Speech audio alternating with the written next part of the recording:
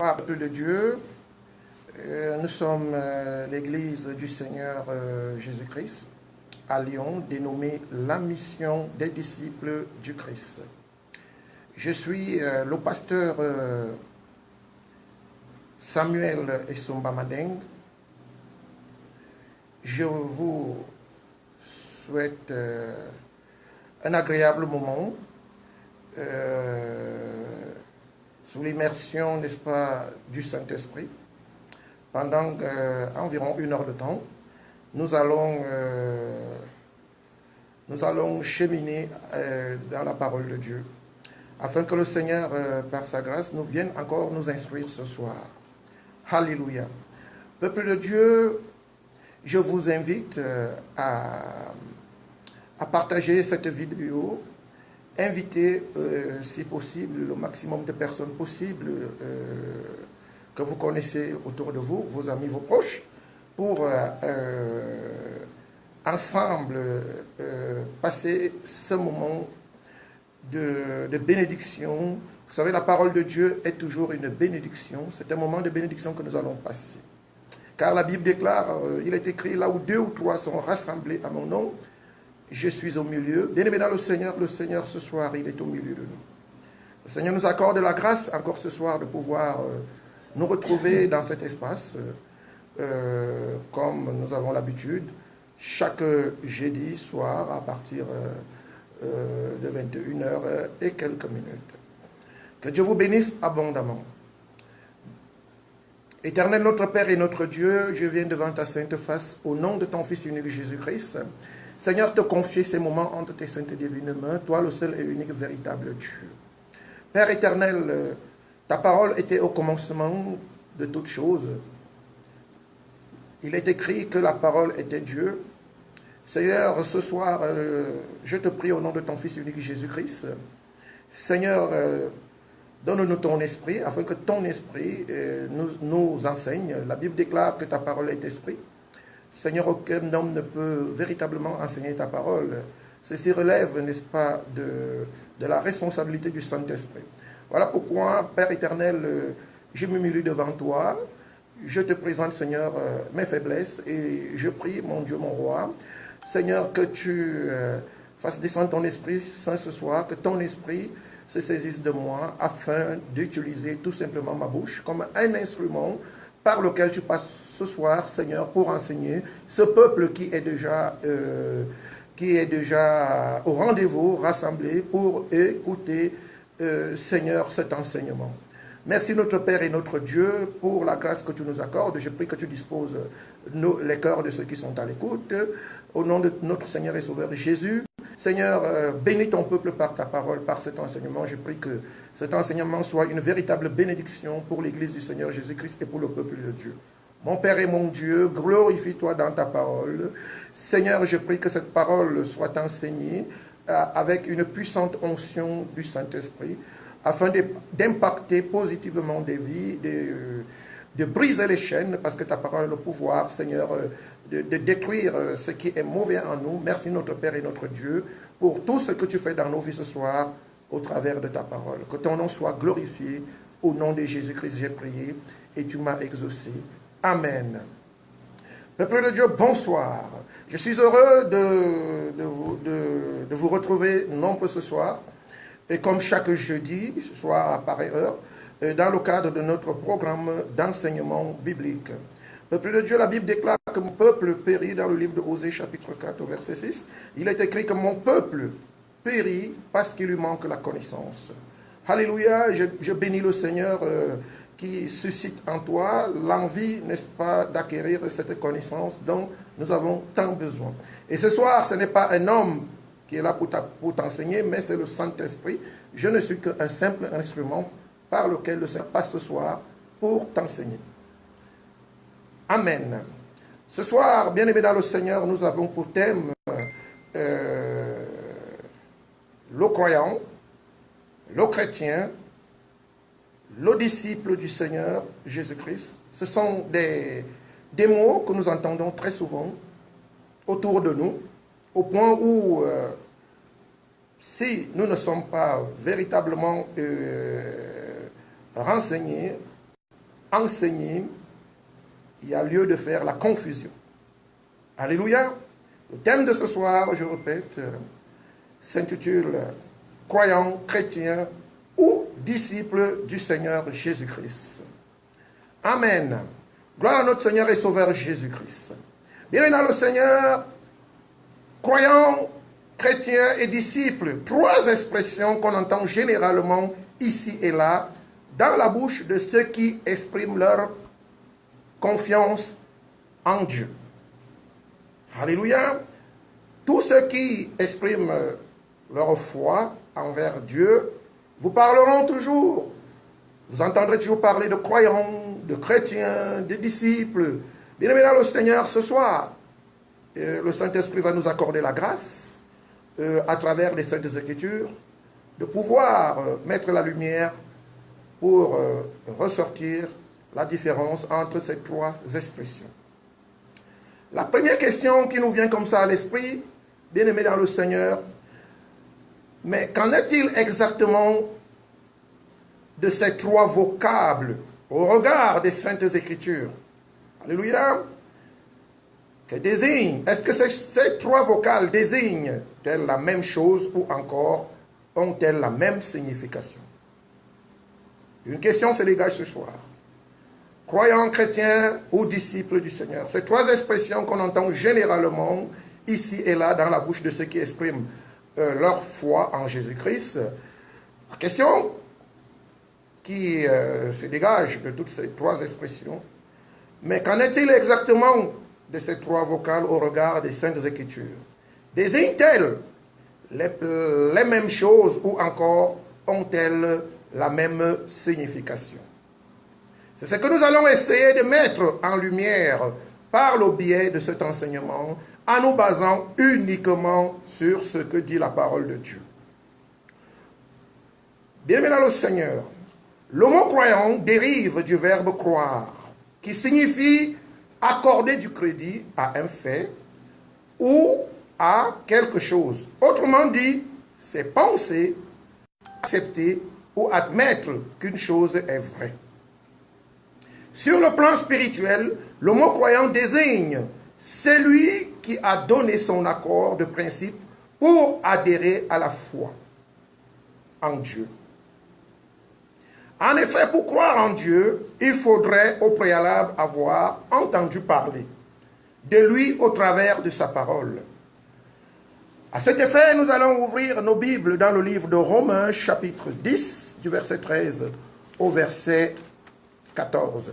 Romains, chapitre 10.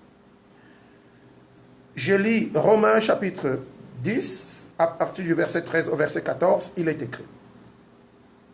Car quiconque invoquera le nom du Seigneur sera sauvé.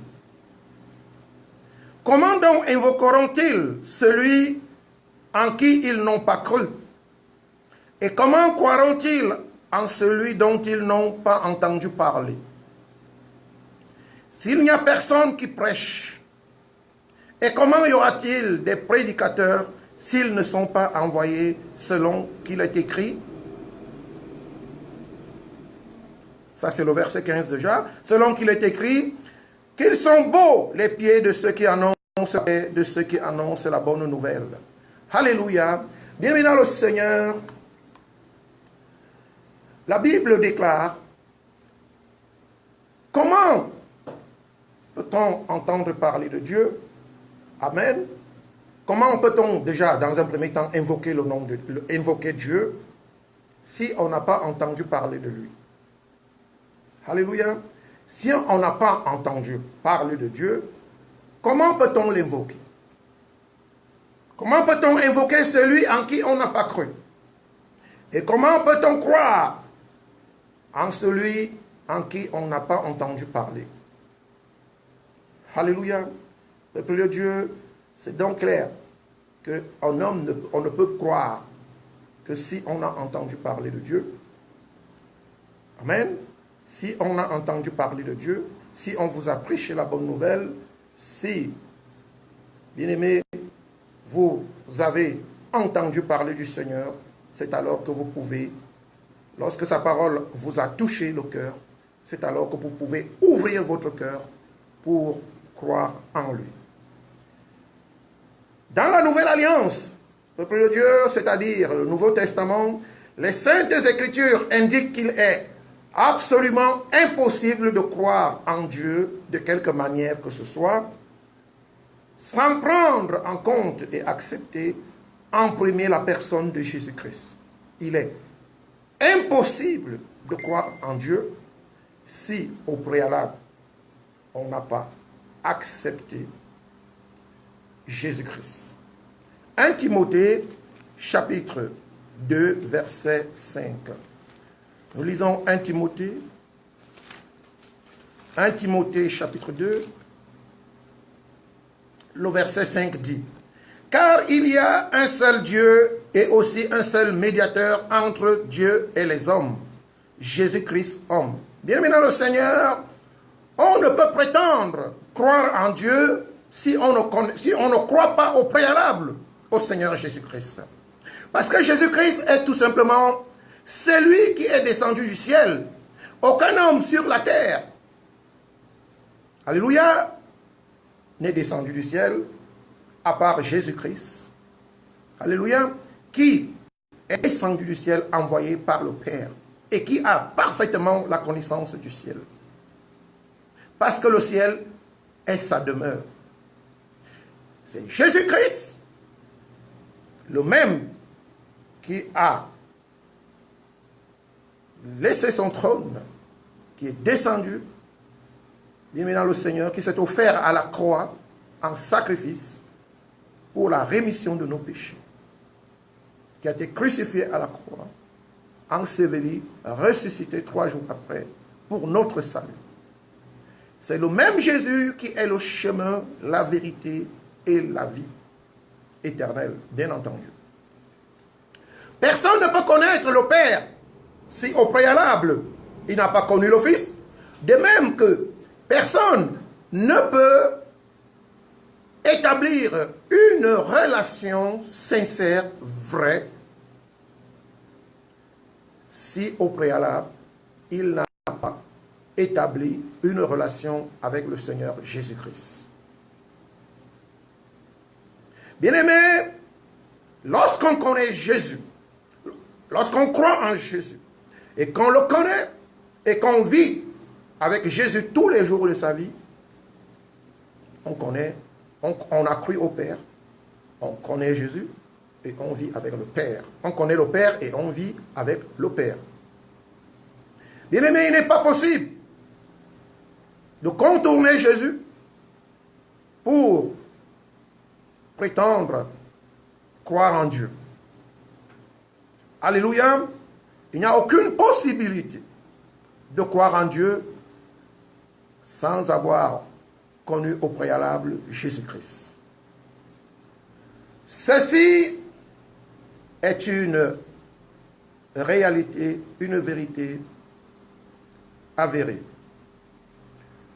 Face à l'incrédulité des Juifs, il n'est pas étonnant d'entendre Jésus-Christ reprocher à ceux-ci la dureté de leur cœur concernant la croyance en lui.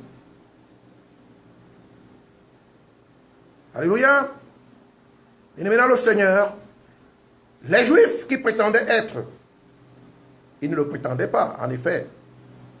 Ils sont descendants d'Abraham. Ils se contentaient alors tout simplement de dire, nous sommes descendants d'Abraham.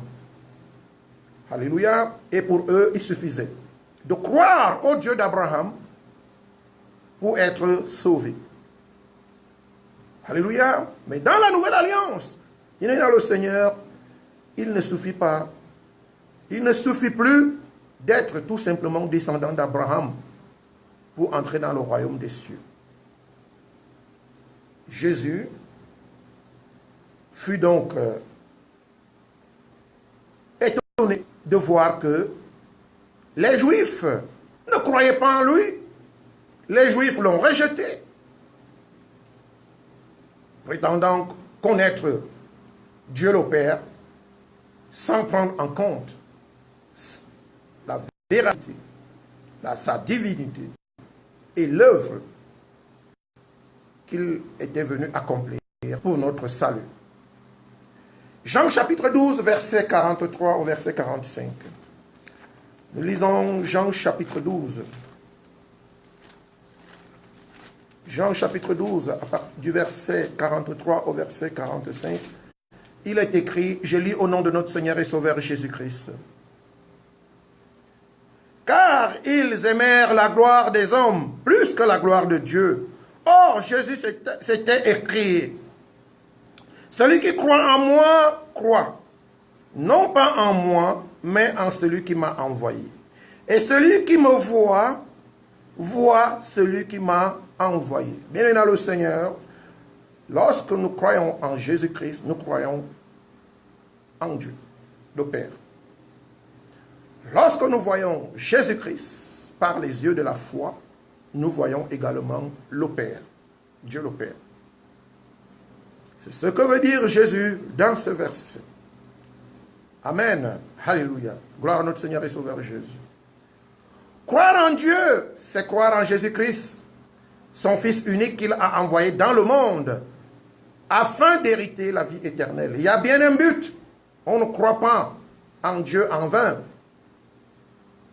On croit en Dieu pour hériter de la vie éternelle. Et pour hériter de cette vie éternelle, bien-aimés dans le Seigneur, le monde spirituel est fait des principes que nous sommes appelés à observer de manière rigoureuse. Ainsi, on ne peut croire en Dieu en dehors de la personne de Jésus-Christ. Alléluia. Nous lisons Jean chapitre 3, verset 16. Il est écrit, « Car Dieu a tant aimé le monde qu'il a donné son Fils unique, afin que quiconque croit en lui ne périsse point, mais qu'il ait la vie éternelle. » Qu'il ne périsse point, mais qu'il ait la vie éternelle. Or, croire en Jésus-Christ est en complète juxtaposition avec la déclaration que l'on fait du bout des lèvres. La croyance en Jésus-Christ va bien au-delà de ce qu'on déclare. Alléluia. Mais maintenant, le Seigneur, il ne suffit pas de dire « Je crois en Jésus » pour être véritablement un enfant de Dieu. Il ne suffit pas de croire, de faire une déclaration du bout de ses lèvres, du genre « Je crois en Dieu, je crois en Jésus-Christ » pour être appelé enfant de Dieu ou encore pour être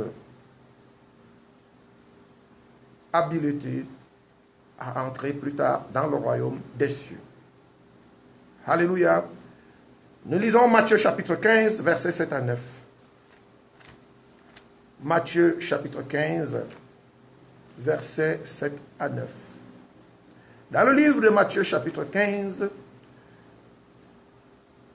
au verset 7 à 9, du verset 7 au verset 9, il est écrit, « Hypocrite, Ésaïe a bien prophétisé sur vous, quand il a dit, ce peuple m'honore des lèvres, mais son cœur est éloigné de moi. C'est en vain qu'il m'honore en enseignant des préceptes qui sont des commandements humains. » Bien-aimés, par ce verset, par ce passage de la Bible, nous comprenons aisément que la simple déclaration, le fait de confesser Jésus-Christ comme Seigneur et Sauveur, ne fait pas de nous, de façon automatique, des enfants de Dieu. Loin de là.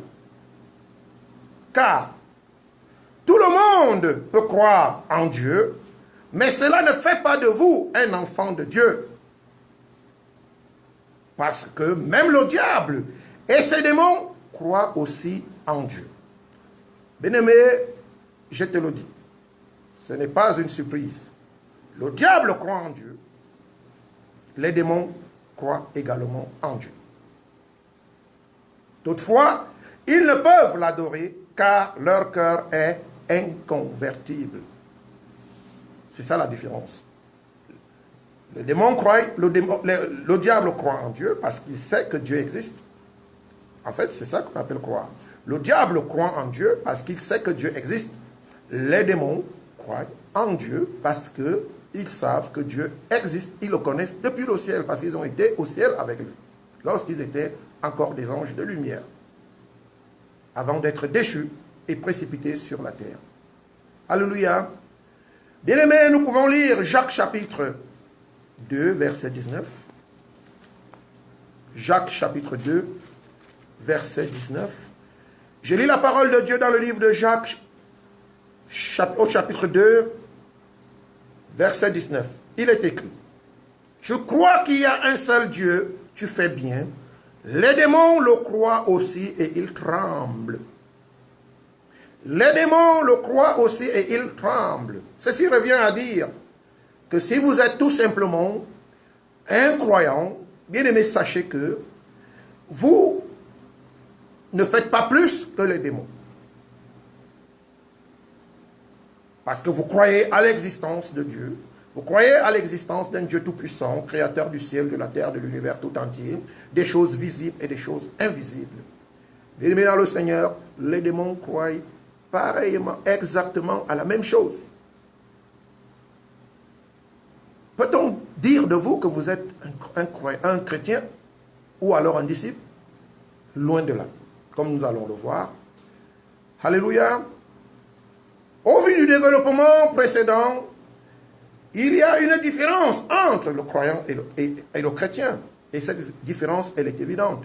Comme nous allons y répondre par l'affirmative, en nous basant, encore une fois de plus, sur la parole de Dieu, notamment dans le livre de Actes des Apôtres, au chapitre 11, du verset 25 au verset 26.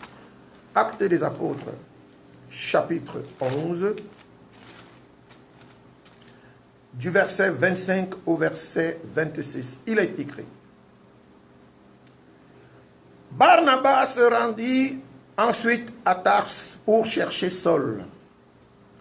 Et l'ayant trouvé, il amena à Antioche. Il amena à Antioche pendant toute une année. Pendant toute une année. Ils se réunirent aux assemblées de l'Église. Et ils enseignèrent beaucoup de personnes. Ce fut à Antioche que, pour la première fois, les disciples furent appelés chrétiens. Pour la première fois. Bien-aimés, si vous parcourez toute la Bible, le mot chrétien apparaît dans la Bible 3 fois seulement. Le mot chrétien apparaît dans la Bible 3 fois seulement. Et vous allez comprendre pourquoi. Alléluia. Bien dans le Seigneur, la Bible dit que pendant une année, ils se réunirent aux assemblées de l'Église. Et ils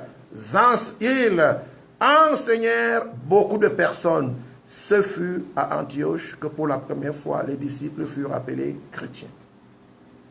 Peuple de Dieu, en réalité, il se dégage déjà, à partir de ce passage biblique, des différences.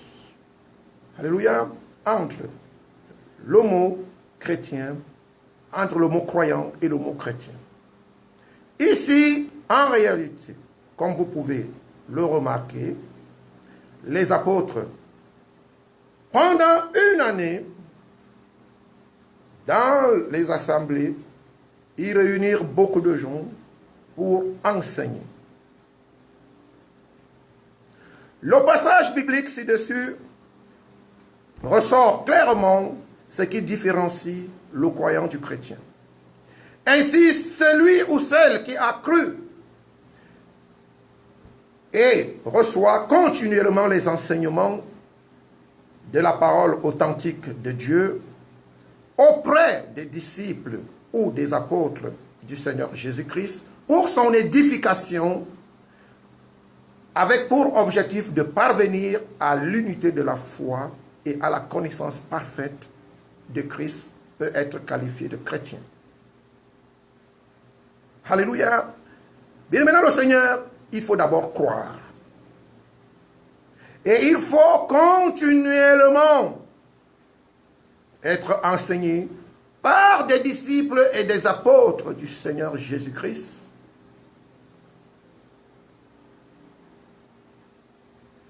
pour son édification, afin de parvenir à l'unité de la foi et à la connaissance parfaite de Christ, pour être qualifié, appelé comme chrétien. Alléluia. Nous lisons Éphésiens chapitre 4 du verset 10 au verset 15. Éphésiens chapitre 4 du verset 10 au verset 15. Je lis au nom de notre Seigneur et Sauveur Jésus-Christ.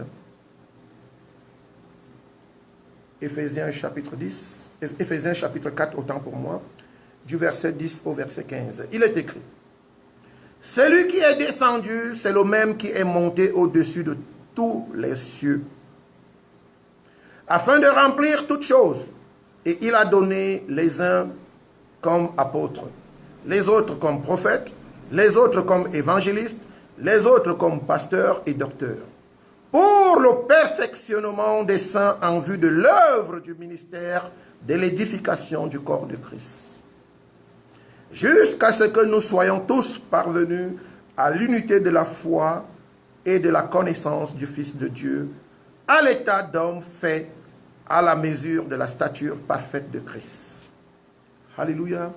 Bien-aimé dans le Seigneur, une personne qui n'est pas enseignée par des personnes appelées, des personnes envoyées par Dieu, des personnes qui ont été elles-mêmes d'abord enseignées. Bien-aimé, cette personne ne peut pas prétendre être chrétien. On n'est pas chrétien sans enseignement. On n'est pas chrétien sans avoir connu la parole, connaître et maîtriser parfaitement la parole de Dieu. Alléluia. De même qu'on ne peut vous appeler juriste si vous ne connaissez pas le droit. On ne peut pas vous appeler boulanger si vous ne connaissez pas le métier de boulanger. En examinant les mots croyants et chrétiens, en rapport avec les Écritures, bien-aimés dans le Seigneur, il apparaît de façon évidente que celui qui a tout simplement cru en Dieu ne peut être appelé chrétien ou même disciple, car n'ayant pas reçu les enseignements des Saintes Écritures par des personnes appelées et envoyées, elle ne peut en aucun cas établir une vraie relation avec le Christ. La dite relation qui permet de revêtir Christ ne peut s'obtenir par contre que par la connaissance parfaite de la parole de Dieu et la mise en pratique de celle-ci. Jacques chapitre 1er du verset 21 au verset 23. Jacques chapitre 1er. Jacques chapitre 1er, nous lisons Jacques chapitre 1er,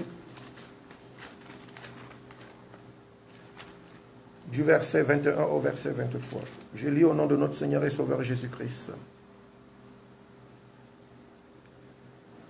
À partir du verset 21 au verset 23, il est écrit: c'est pourquoi, rejetant toute souillure et tout excès de malice, recevez avec douceur la parole qui a été plantée en vous et qui peut sauver vos âmes. Mettez en pratique la parole et ne vous bornez pas à l'écouter en vous trompant vous-même par de faux raisonnements. Car si quelqu'un écoute la parole et ne la met pas en pratique, il est semblable à un homme qui regarde dans un miroir son visage naturel. Alléluia. Bien-aimé dans le Seigneur, malheureusement, c'est ce qui arrive à un croyant qui n'a pas une vie studieuse pour apprendre la parole de Dieu et la mettre en pratique. Elle est comme une personne qui fixe un miroir et qui voit son visage naturel. Et lorsqu'elle a tourné le dos, la personne ne peut plus, de façon vraie, décrire son propre visage. Alléluia. Gloire à notre Seigneur et Sauveur Jésus-Christ. Le Seigneur Jésus lui-même tire la sonnette d'alarme pour mettre en garde toute cette multitude de croyants que l'on rencontre partout et qui se font appeler chrétiens sans pour autant connaître la volonté de Dieu et encore moins la mettre en pratique. Il est clairement établi que vous ne pouvez pas connaître déjà la volonté parfaite de Dieu et encore moins la mettre en pratique si vous n'avez pas été enseigné. L'enseignement vous édifie, l'enseignement vous permet de croître. De la même manière que sur le plan naturel, nous envoyons nos enfants à l'école pour acquérir la connaissance, pour pouvoir, lorsqu'ils sont grands, pouvoir mieux échanger avec les membres de la société dans laquelle ils sont appelés à partager la vie au quotidien. Pareillement, pour vivre dans la famille des saints, pour vivre dans la famille spirituelle, bien aimé dans le Seigneur, il faut connaître les lois qui régissent, les lois, la discipline. Il faut savoir observer les commandements, la discipline qui régit le fonctionnement du monde spirituel. Alléluia. Bien-aimé, c'est important. Sinon, on devient étrange à cette famille spirituelle qui est la famille des saints. Alléluia. Le Seigneur Jésus-Christ, il nous met en garde. Il nous met en garde contre toutes ces personnes qui se contentent d'avoir confessé Jésus-Christ comme Seigneur et Sauveur. Et même il y en a celles qui ne l'ont même pas confessé. Vous savez, quand on parle de chrétiens, aujourd'hui, c'est un concept qui est devenu plus religieux. Il y a des gens qui n'ont aucune relation avec, je parle bien, le Seigneur Jésus-Christ, qui ont une relation avec une assemblée, une relation avec l'Église, une relation avec leur pasteur, une relation avec leur prêtre, une relation avec leur évêque, une relation, je ne sais pas avec qui, mais malheureusement, n'ont aucune relation avec le Seigneur Jésus-Christ. Celui par qui il faut passer pour connaître le Père. Et vous ne pouvez absolument pas avoir de relation avec le Seigneur Jésus-Christ en dehors de sa parole. Il est donc important de connaître cette parole-là. Et pour connaître cette parole, bien aimé, si on n'est pas enseigné, on ne peut rien connaître. La vie est ainsi faite. La connaissance passe par l'instruction. S'il n'y a pas d'instruction, bien aimé dans le Seigneur, on ne peut pas connaître. Voilà pourquoi le Dieu qui nous a créés lui-même, il dit dans le livre de Osée, chapitre 4, verset 6, « Mon peuple est détruit parce qu'il lui manque la connaissance. » Et dans le livre de Jean, chapitre 8, au verset 32, il est écrit, « Tu connaîtras la vérité et la vérité te rendra libre. » La vérité t'affranchira. Mais il faut la connaître. Pour connaître, il faut étudier. Il faut apprendre. Il faut se faire enseigner. Matthieu chapitre 7, du verset 21 au verset 23. Jésus-Christ met en garde contre toutes ces personnes. Alléluia.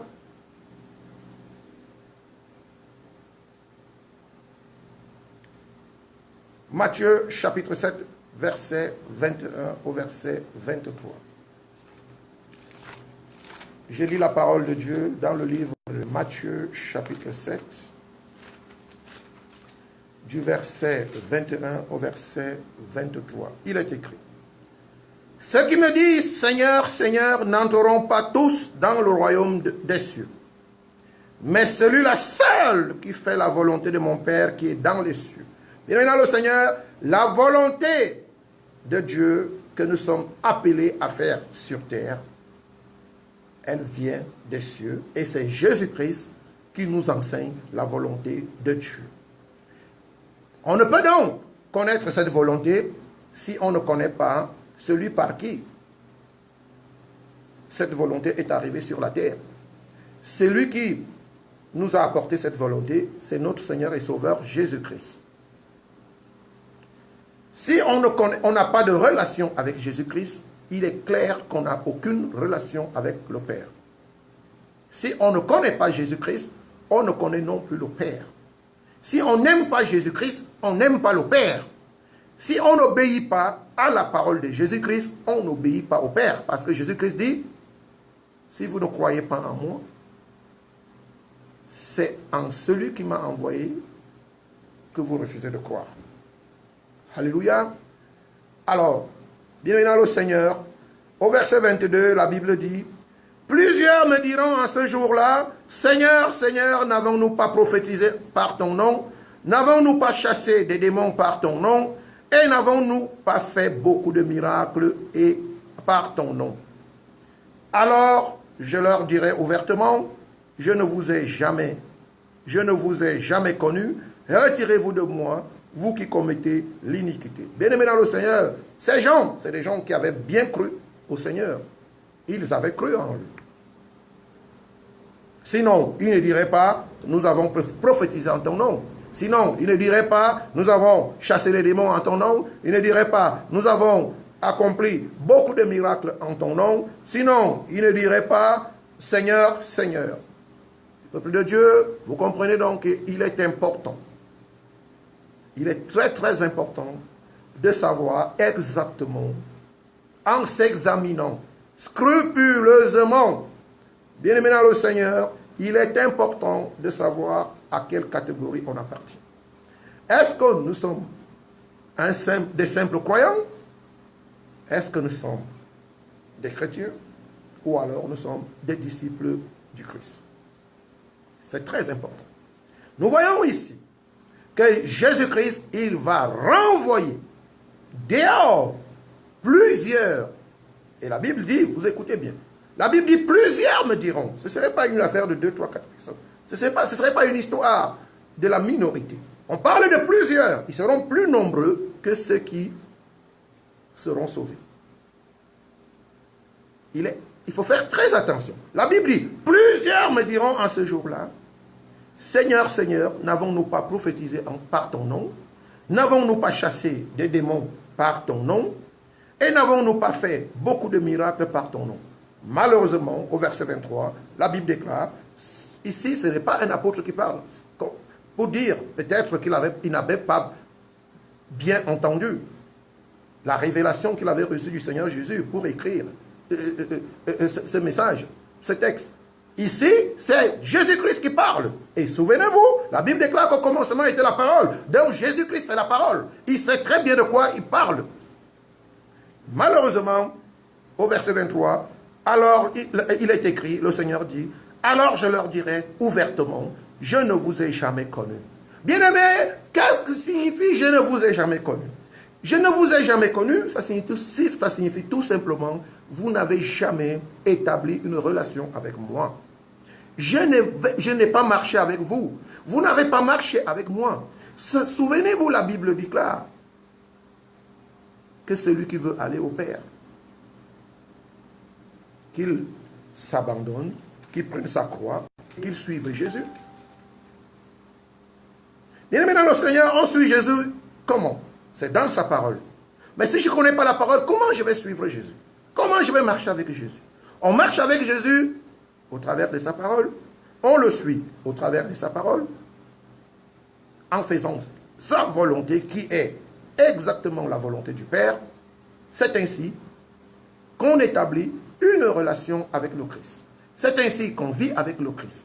C'est ainsi qu'on devient un avec le Christ. Bien-aimé dans le Seigneur, si un homme fait autrement que ce que demande Dieu, Christ dans sa parole, peuple de Dieu, il sera surpris, même s'il a eu une église. Il était à la tête d'une église de 10 000 fidèles. Bien-aimé dans le Seigneur, Dieu ne regarde pas le nombre. Dieu est juste. Il ne regarde pas le nombre. Sinon, il n'allait pas détruire la terre tout entière à l'époque de Noé, pour sauver que Noé. Sinon, il n'allait pas détruire les villes de Sodome et Gomorrhe, pour sauver que Abraham, sa femme, Lot et ses filles. Bien-aimés, vous voyez que Dieu ne regarde pas le nombre. Dieu regarde uniquement ceux qui font sa volonté. Si quelqu'un ne fait pas la volonté de Dieu, même s'il a une église de 100 000 membres sur la terre, il sera chassé, il sera mis à la porte et il dira: Seigneur, Seigneur, j'ai beaucoup travaillé pour toi. Mais en fait, quand vous faites Dieu, mais vous ne les faites pas pour Dieu. Quand vous faites les choses, non pas dans la volonté de Dieu, vous ne les faites pas pour lui. Vous les faites pour vous-même. Même si vous prétendez les faire pour lui, Dieu ne les prendra pas en compte. Amen. Bien maintenant, le Seigneur, ce verset biblique nous amène à comprendre. Alléluia. Nous amène à comprendre que le fait d'être croyant ne nous garantit pas l'entrée dans le royaume de Dieu. Le règne de Dieu exige la connaissance parfaite des lois qui régissent le royaume de Dieu. Le mot disciple vient du mot discipline. Qu'en est-il du mot du disciple maintenant? Le mot disciple vient du mot discipline qui signifie ensemble des règles de conduite qui régissent un groupe d'individus en vue d'assurer son bon fonctionnement. Ce qui caractérise le disciple et le distingue du croyant, c'est l'obéissance et la mise en pratique des règles établies. Bien aimé, je répète. Ce qui caractérise le disciple et le distingue du croyant, c'est l'obéissance et la mise en pratique des règles établies. En d'autres termes, le disciple est un élève rigoureux qui étudie au pied d'un maître l'ensemble des règles de la discipline de celui-ci, en vue de le ressembler, d'imiter son maître. C'est ainsi que Jésus-Christ était pareil que ses disciples. Vous savez, Jésus-Christ était pareil que ses disciples. Lorsque les principaux sacrificateurs avaient envoyé des soldats pour l'arrêter, ils n'ont pas pu le reconnaître, l'identifier au milieu de ses disciples. Il a fallu que Judas lui donne un baiser, lui fasse un baiser, pour que les soldats mettent la main sur lui. Sinon, on ne pouvait pas reconnaître Jésus-Christ des 12. Amen. Le disciple, en réalité, le disciple, au travers de l'enseignement qu'il reçoit du maître, il finit par ressembler à son maître. Il finit par être un avec le maître. Mais il n'y a rien d'autre qui peut nous amener à devenir un avec Jésus. Si ce n'est pas le fait d'intégrer sa parole. Si ce n'est pas le fait de connaître cette parole et de la mettre en pratique et de vivre cette parole au quotidien. Quel que soit l'endroit où nous sommes, quel que soit ce que nous faisons, parce que Dieu se trouve dans sa parole. Dieu n'est pas hors de sa parole. Dieu est dans sa parole. Donc, quand je mets la parole de Dieu en pratique, bien aimé dans le Seigneur, j'entretiens tout simplement une relation intime avec mon Créateur au travers de Jésus-Christ, le seul médiateur entre les hommes et Dieu, le Père. Alléluia. Nous lisons Jean chapitre 14, versets 11 à 12. Que dit la Bible dans le livre de Jean chapitre 14? Jean chapitre 14, à partir du verset 11 au verset 12. Je lis au nom de notre Seigneur et Sauveur Jésus-Christ.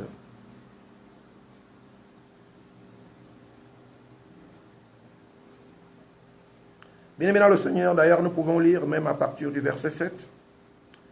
La Bible dit, « Si vous me connaissez, vous connaîtrez aussi mon Père. Et dès maintenant, vous le connaîtrez. Vous le connaissez. Et vous l'avez vu. » Philippe lui dit, « Seigneur, montre-nous le Père. Et cela nous suffit. » Jésus lui dit, « Il y a si longtemps que je suis avec vous, et tu ne m'as pas connu. Philippe, celui qui m'a vu a vu le Père. Comment dis-tu, montre-nous le Père? Ne crois-tu pas que je suis dans le Père et que le Père est en moi? Les paroles que je vous ai dites, je ne les dis pas de moi-même, et le Père qui demeure en moi. C'est lui qui fait les œuvres. Croyez-moi, je suis dans le Père et le Père est en moi.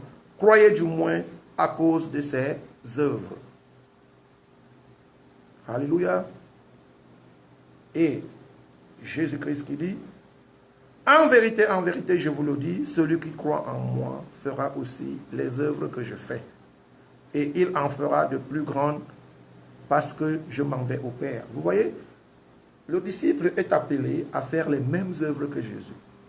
Voilà pourquoi, si vous, enfants de Dieu, Église du Seigneur Jésus, vous avez vu que Jésus-Christ a ressuscité Lazare, ses disciples ressuscité, Jacques a ressuscité, Pierre a ressuscité, Jean a ressuscité, Paul a ressuscité. Tous ses disciples faisaient la même chose que lui. Chasser les démons, guérir les malades. Bien-aimés dans le Seigneur, pourquoi aujourd'hui? Voilà la question que l'Esprit de Dieu nous pose. Pourquoi aujourd'hui il n'y a plus toutes ces choses? Tout simplement parce que les gens ont cru au Seigneur Jésus et ils sont restés quasiment à ce niveau. Ils sont restés des croyants. Crois au Seigneur Jésus. Ta famille et toi, vous serez sauvés. Bien aimé, c'est un principe qui est établi. Mais c'est un principe qui est établi. Mais croire ne suffit pas pour être sauvé, puisqu'il y a bien plus de choses à faire. Alléluia. Pour manifester la divinité de Jésus-Christ en nous sur terre. Bien aimé dans le Seigneur, le disciple est un avec le maître. Le disciple intègre complètement le maître et ils deviennent un. Il n'y a donc plus de différence entre le disciple, le maître et le disciple.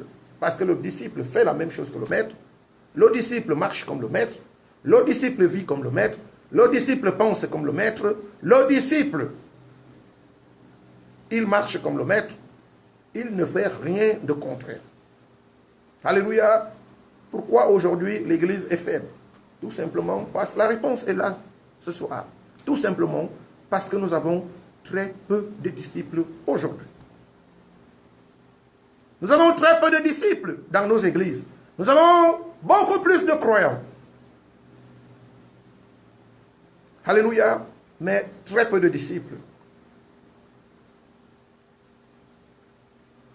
Bien, le Seigneur, Jésus-Christ recherche des personnes qui, dans un premier temps, croient en lui et qui sont, par la suite, prêtes, alléluia, à tout abandonner pour le suivre dans sa discipline. Et pour y parvenir, ceci requiert l'abandon de soi, de soi-même, c'est-à-dire devenir son disciple. Luc chapitre 14, verset 25 au verset 27. Luc chapitre 14. Luc chapitre 14, nous lisons à partir du verset 25 au verset 27. Il est écrit. De grandes foules faisaient route avec Jésus. Et il se retourna et leur dit, si quelqu'un vient à moi et s'il ne hait pas son père, sa mère, sa femme, ses enfants, ses frères et ses sœurs, et même sa propre vie, il ne peut être mon disciple. Bien maintenant le Seigneur, tant que vous aimez le monde, tant que vous aimez votre père plus que Dieu, plus que Jésus, tant que vous aimez votre femme plus que Jésus, tant que vous aimez vos enfants plus que Jésus, vous ne pouvez pas aimer la créature plus que le Créateur. La Bible déclare, il est le premier commandement, tu aimeras ton Dieu, ton Créateur, de tout ton cœur, de toute ton âme, de toutes tes forces, de toutes tes pensées et de tout ton esprit. Donc, c'est ce que Jésus veut dire ici, tout simplement. Bien-aimés dans le Seigneur, tant que vous aimez plus l'argent, les biens de ce monde, les désirs de ce monde, les plaisirs de ce monde, les choses de ce monde, tant que vous aimez plus la créature que le Créateur, vous ne pouvez pas être enfant de Dieu. Par conséquent, vous ne pouvez pas être appelé disciple de Jésus-Christ. Vous n'êtes qu'un simple croyant. Et vous risquez, et en tant que simple croyant, vous risquez de voir Jésus-Christ vous refouler au dernier jour. Vous fermez la porte du royaume des cieux. Parce que, tout simplement, vous n'avez pas entretenu cette relation qui requiert au préalable de renoncer à tout. Vous avez vu, les premiers disciples du Christ, il les a dit, quand il a rencontré André, il a dit à André, lève-toi et suis-moi. Bien-aimé, si un homme ne renonce pas à tout pour suivre Christ, il ne peut pas être disciple de Christ. Cela ne signifie pas arrêter de travailler, à ne plus aller. Non, ce n'est pas de cela qu'il s'agit. Il ne faut pas comprendre la Bible de cette façon. Bien-aimé, ça veut dire tout simplement, quel que soit ce que je fais, mon esprit est avec Christ. Mon esprit ne quitte pas Christ une seconde. Alléluia, que Dieu nous bénisse abondamment. La Bible dit, si un homme n'abandonne pas et ne renonce pas au monde, y compris tout ce qui s'y trouve, il ne peut être le disciple de Christ.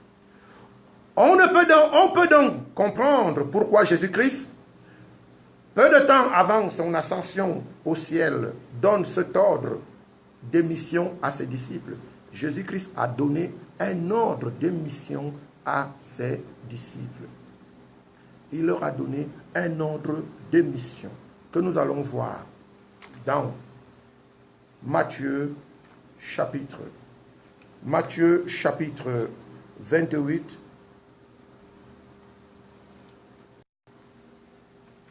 Matthieu chapitre 28, à partir du verset 18 au verset 20. Il est écrit, je lis au nom de notre Seigneur et Sauveur Jésus-Christ, Matthieu chapitre 28, à partir du verset 18. Il est écrit, Jésus s'étant approché, leur parla ainsi. Alléluia. Jésus s'étant approché, leur parla ainsi. Tout pouvoir m'a été donné dans le ciel et sur la terre. Allez, faites de toutes les nations des disciples, les baptisant au nom du Père, du Fils et du Saint-Esprit, et enseignez-leur à observer tout ce que je vous ai prescrit. Et voici, je suis avec vous tous les jours jusqu'à la fin du monde. Bien-aimés dans le Seigneur, observez ici que Jésus ne dit pas « allez et faites des croyants ». Jésus ne dit même pas « allez et faites des chrétiens ». Jésus dit « allez et faites des disciples ». C'est un ordre de mission. Bien-aimés dans le Seigneur, on ne peut pas changer cet ordre de mission. Vous voyez, même dans le monde naturel, lorsque un président envoie en mission un représentant diplomatique, il ne peut pas changer, celui-ci ne peut pas changer l'ordre de mission. Jésus-Christ a donné l'ordre de faire des disciples et non des croyants. Et même pas des chrétiens, il demande de faire des disciples. Mais dans nos églises, combien de disciples vous rencontrez tous les jours?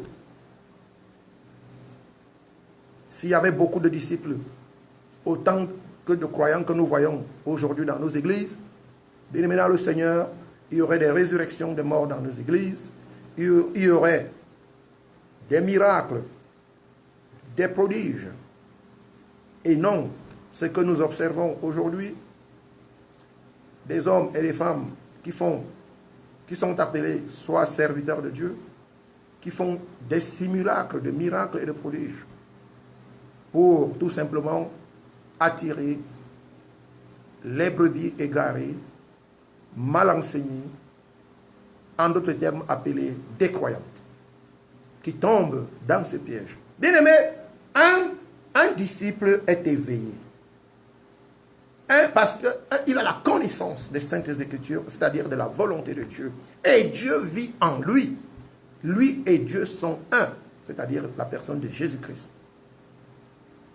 Si vous n'êtes pas un disciple, bien aimé dans le Seigneur, vous n'êtes autre chose qu'un croyant. Alléluia. Le peuple de Dieu, il est bien vrai. Pour être disciple, il faut d'abord croire. Donc vous voyez, il faut d'abord croire. Et après, c'est comme croire, c'est comme s'inscrire dans une école.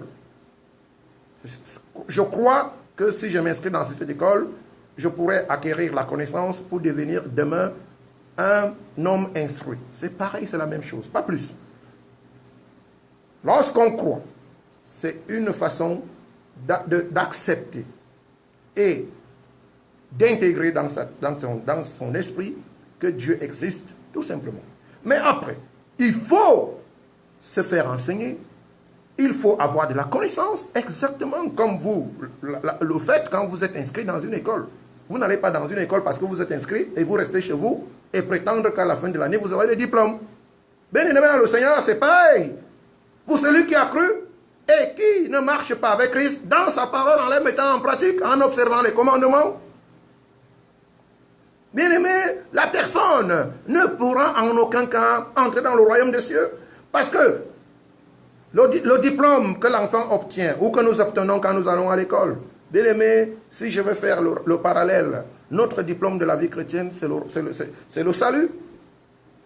C'est le salut. Vous n'obtenez donc pas ce salut parce que vous avez cru au Seigneur Jésus, c'est bon. Comme les démons y croient et y tremblent, et vous êtes arrêté là. Vous avez fait l'école buissonnière, vous ne partiez pas à l'école, vous partiez quand vous voulez, et vous ne tirez pas vos leçons, vous ne les mettez pas en pratique.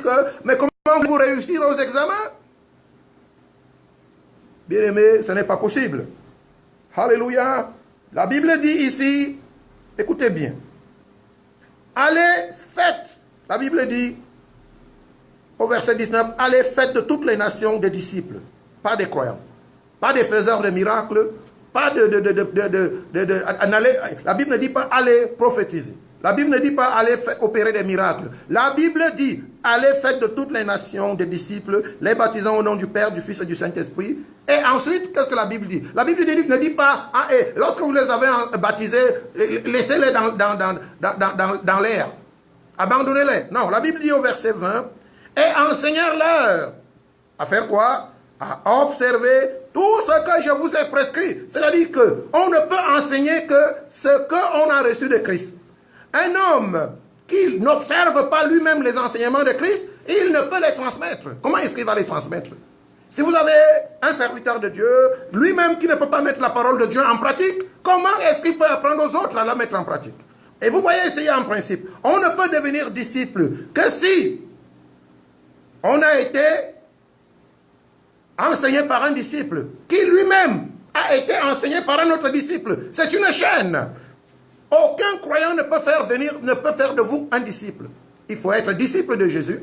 Pour faire d'autres disciples, c'est une chaîne.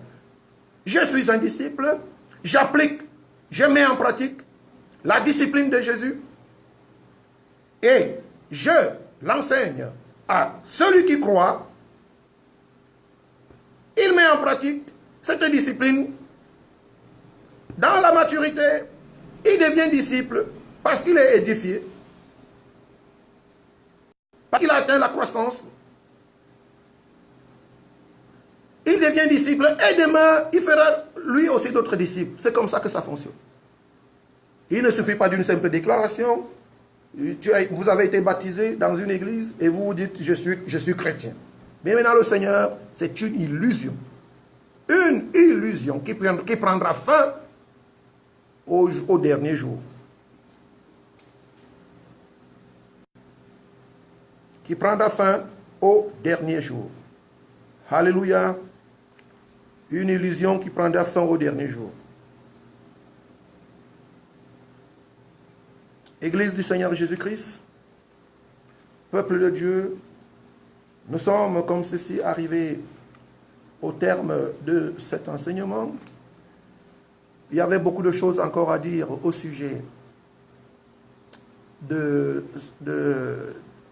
cet enseignement, mais le temps que nous avions à notre possession s'est écoulé. Peuple de Dieu, la Bible dit, examinons-nous nous-mêmes pour savoir si nous sommes toujours dans la foi.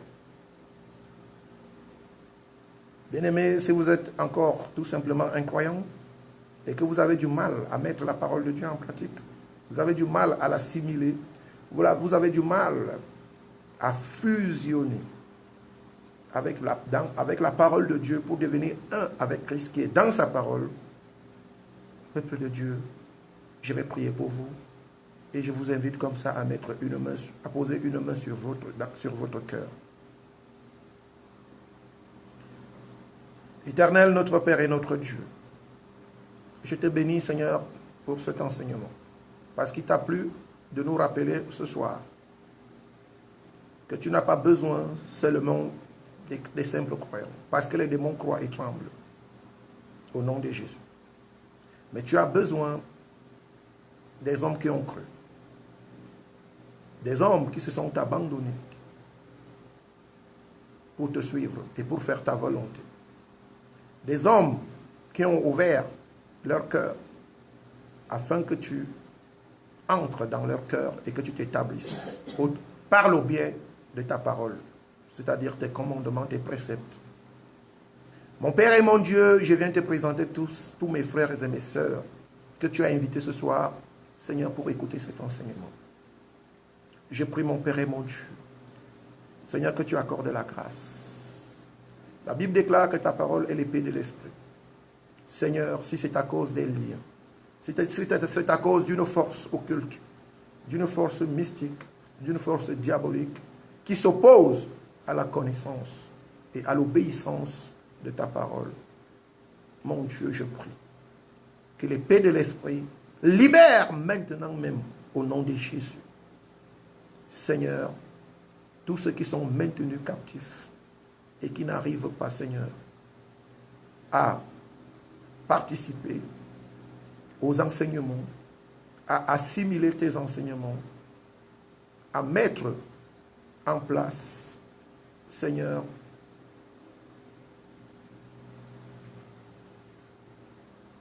un temps, à disposer du temps nécessaire pour te suivre. Père éternel, je t'en supplie, par ta parole ce soir, qui est descendu ce soir, Seigneur, change les vies. Donne, Seigneur, un cœur nouveau à mon frère et à ma soeur qui écoutent ce message, cet enseignement. Bénis mon frère et ma soeur par ta parole. Par ta parole, délivre tous ceux qui sont captifs. Par ta parole, guéris tous ceux qui sont ébranlés, tous ceux qui ont le cœur brisé. Mon Père et mon Dieu, fais descendre ta gloire dans la vie de mes frères et mes sœurs, au travers de cet enseignement. Au nom de Jésus, je t'ai prié, tu m'as exaucé. Amen. Bien maintenant, le Seigneur, nous sommes arrivés au terme de cet enseignement. Que Dieu vous bénisse abondamment. Je vous donne rendez-vous la semaine prochaine, lorsqu'il sera... Nous serons donc jeudi,